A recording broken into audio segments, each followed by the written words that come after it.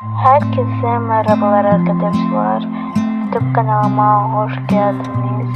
Bugün sizlere Neslihan Atagül'ün ve Kader Doğulu'yla arkadaşlarıyla birlikte yepyeni paylaşımlarıyla karşınızda olduğumuzu bildiriyoruz.